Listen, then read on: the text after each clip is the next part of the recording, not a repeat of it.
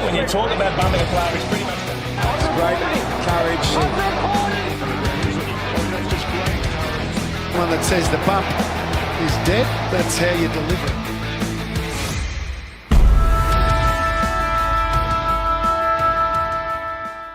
What is going on, YouTube universe? My name is Trent. Some of you guys might know me as Zirra from other content I put out on YouTube, and welcome to my AFL channel, The Hip and Shoulder, where today, ladies and gentlemen, we're locking away our tips ahead of round 2.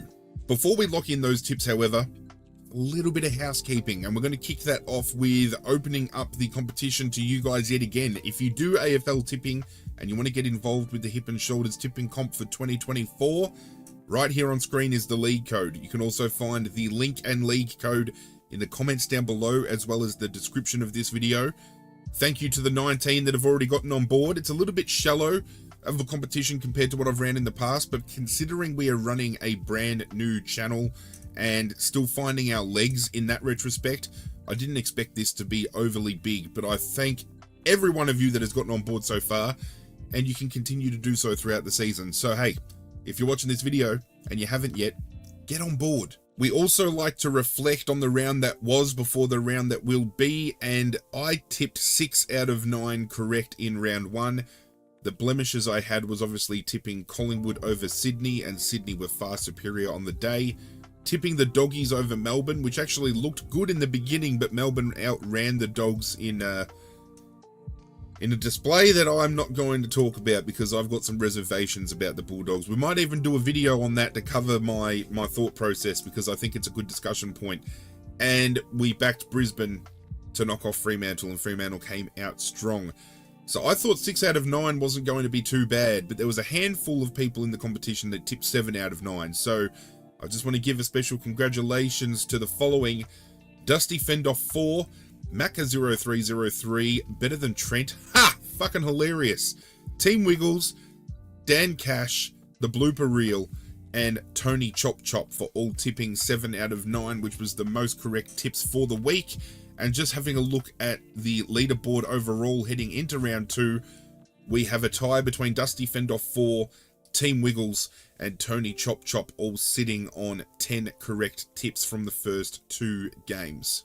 In similar fashion to round 1, round 2 boasts a handful of games that we would think are pretty clean cut and straight down the line when it comes to who's going to win, but I feel there is margin for error and room for upset this weekend, and I might just lock some of those upsets up just to try to get a little bit of a buffer in this comp. So we kick off Thursday night with St Kilda taking on Collingwood. Collingwood have been opened up defensively in the first 2 games. We saw a GWS outfit make them look incredibly slow in transition, and then Sydney the same the following week opened them up and has made them look second rate. This is a team that is defending a premiership win at the back end of 2023, a team that pride themselves on defensive pressure and their defensive, mechanics and setup, and they look like a shadow of their former selves. I know it's only early, but I don't know whether alarm bells are ringing, but I think they should be, at least for defensive structure, not as a club as a whole, because I think Collingwood can bounce back. I tipped them to win the premiership this year, and I think they are going to win this game. I'm going to back them in by, let's go 21 points. This is one of those games, however, I feel that there is room for error, and St Kilda very well should have beaten Geelong last week, and I feel St Kilda at the peak of their powers has the ability to knock off Collingwood here, especially if they can open them up like GWS and Sydney have on the rebound. Jack Sinclair's due to come back into the team, which is going to give a lot of lift off of half back. You still got, Wanganeen and Malira running off of half back as well. Bonner put in a great effort against Geelong last week, and I really feel their defensive rebound pressure and just their pressure overall around the ball that they showed against Geelong could be enough to undo Collingwood, but I've got to back in the fact that Collingwood are due to bounce back, and I think this is the game they really can. Friday night, Adelaide Oval, Adelaide taking on Geelong.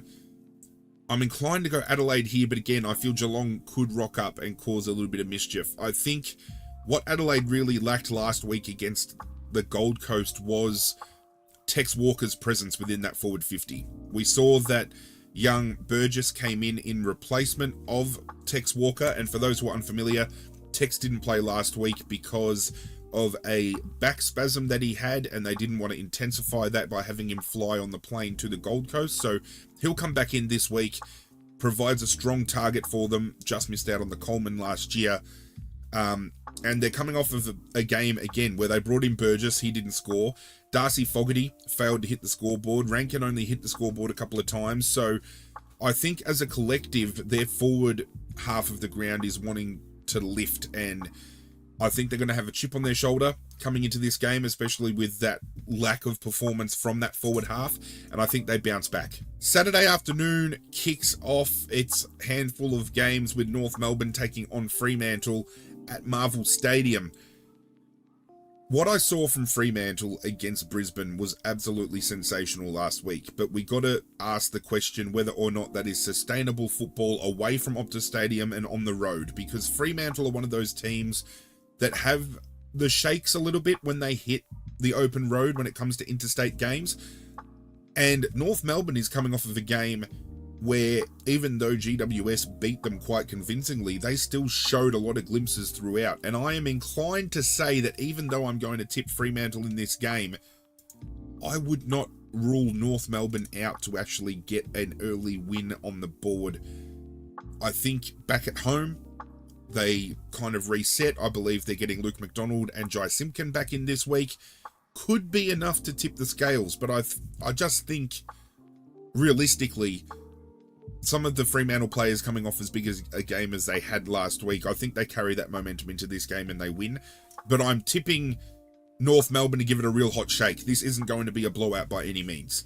Just down the road from Marvel at the MCG, we have Hawthorn taking on Melbourne, and I'm locking in Melbourne for this game. I think their bounce back against the Bulldogs last week was infinitely better than what we saw against Sydney the week prior, and Hawthorn, although showing some fight against Essendon, kicked themselves out of the game. They could have won if they were more accurate in front of goal.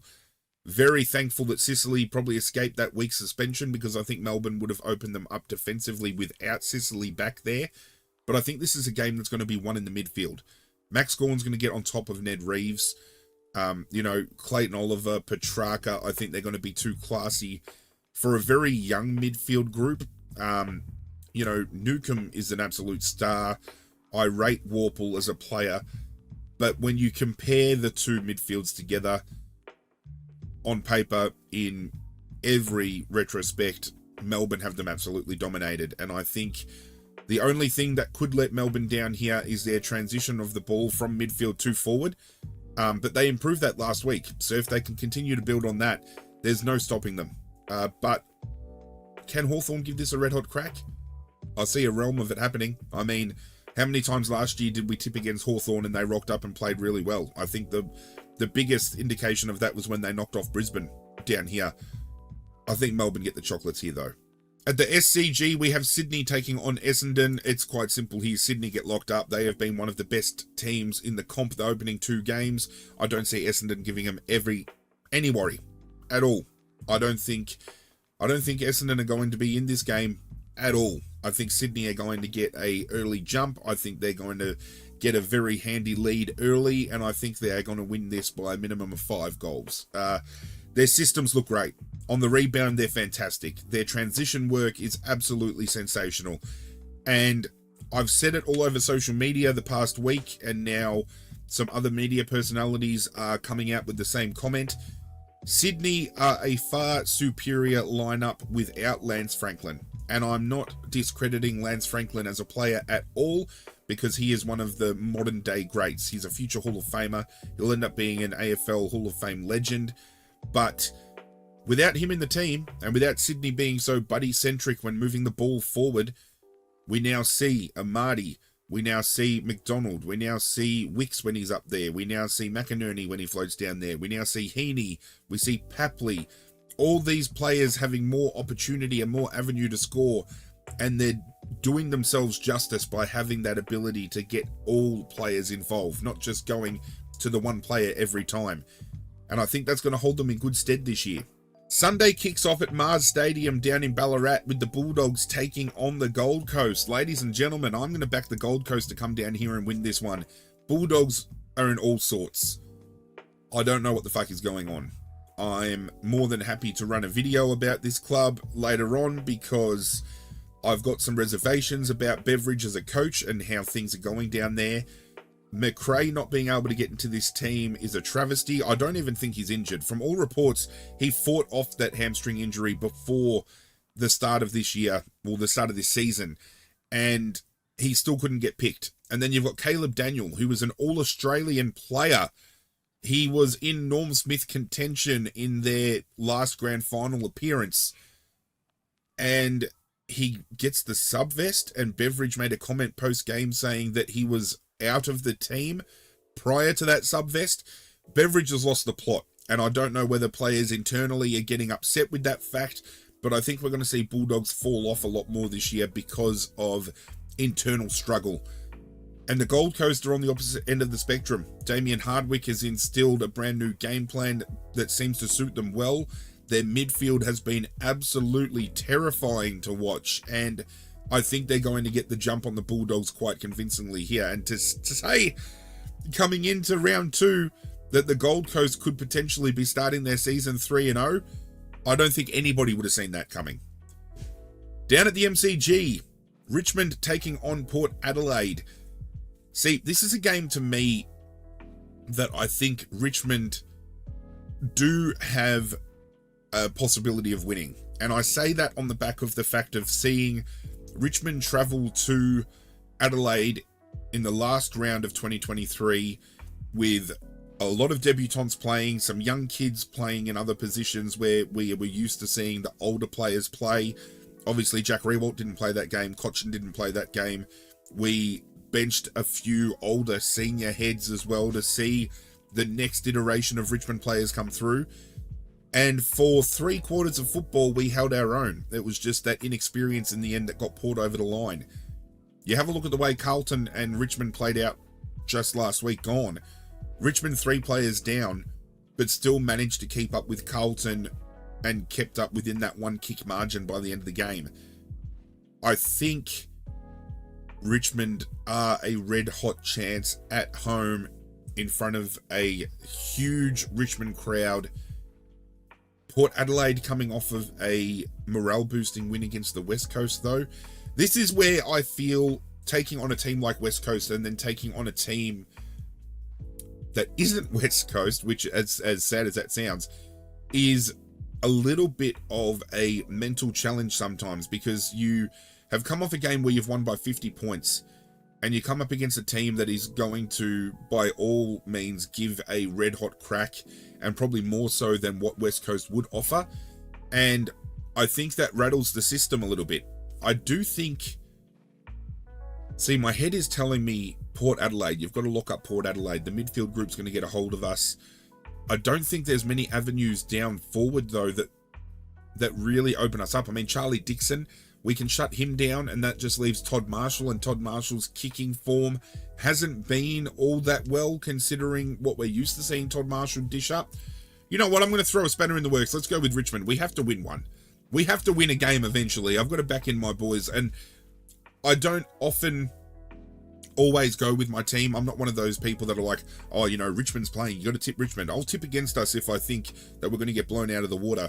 But I give us a red-hot crack at the MCG this week, especially with some new players coming into the mix, and with Prestia injured, with Gibkiss injured, with Young at least sitting out this week due to concussion protocol. It opens opportunity for other players to come in.